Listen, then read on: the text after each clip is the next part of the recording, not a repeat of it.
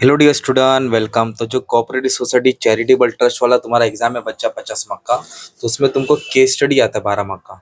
तो अभी एक केस स्टडी दो दिया है, अभी एक मैं तुम्हारे लिए सॉल्व करता हूँ। ओके, एकदम अच्छे से 12 मार्क कैसे मिलेगा बताता हूँ। पहले क्वेश्चन पढ़ता हूँ, सुनो। ये the secretary Avdhoot cooperative society housing society, ये एक है ना, सेक्रेटरी किधर का है, जैसे बीडे है ना जेठालाल में।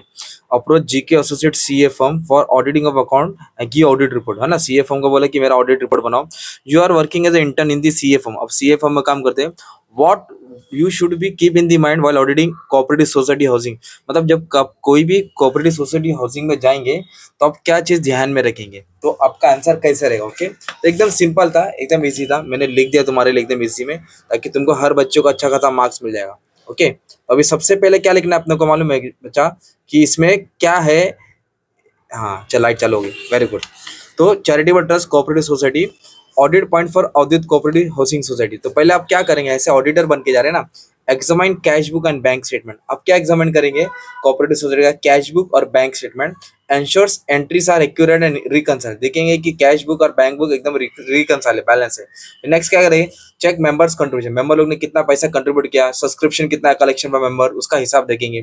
फिर review the minutes of the meeting, जो कंपनी की मीटिंग्स पे बात होती है, बीडे है ना, जो सेक्रेटरी जो रहता है, जो मेंबर्स रहते हैं, जो बात होती है, confirm that major decision authorise, सब डिसीजन ऑथोराइज होना चाहिए, साइन होना चाहिए। फिर एग्जामाइन दी एक्सपेंडिचर वाउचर, जो भी खर्चा होता है छोटा मोटा बड़ा, ensure proper approval and bills for expense, अब वो जाके चेक करेंगे, because you are a auditor and you are auditing cooperative society, these are the point you should consider, simple.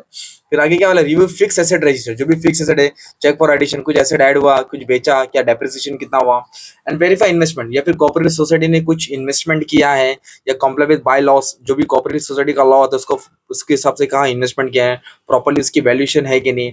Check statutory compliance, statutory बोलते हैं rules and regulation, TDS कितना है, GST क्या है, property tax, audit submission to registrar, registrar of cooperative society. Okay, आगे word add कर देना, registrar of cooperative society.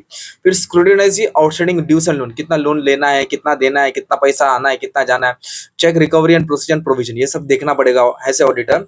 Ensures proper classification, जो भी हिसाब किताब हो रहा है, रेवेन्यू छोटा मोटा तो रेवेन्यू में डालो, बड़ा है तो कैपिटल में डालो, जो आना बाकी है एक्रूअल बेसिस पे डालो।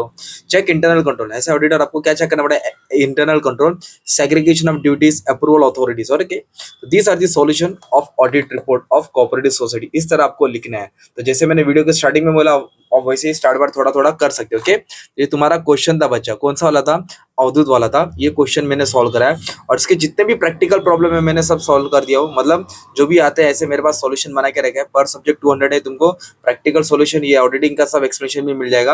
अब ये जो है ना पूजा कोऑपरेटिंग सोसाइटी, इस पे अलग अलग सवाल आया, क्वेश्चन आया, इंसिडेंट है ना, तो ये वाला मैं तुमको नेक्स्ट वाले वीडियो में हेल्प कर दूंगा अच्छे से। ओके, कि ये वाले केस स्टडी को कैसे सॉल्व करते हैं, ये भी सॉल्व किया हो, गाइड कर दूंगा, टेंशन लेने की जरूरत नहीं है। Okay, thank you very much and all the best for exam, love you all.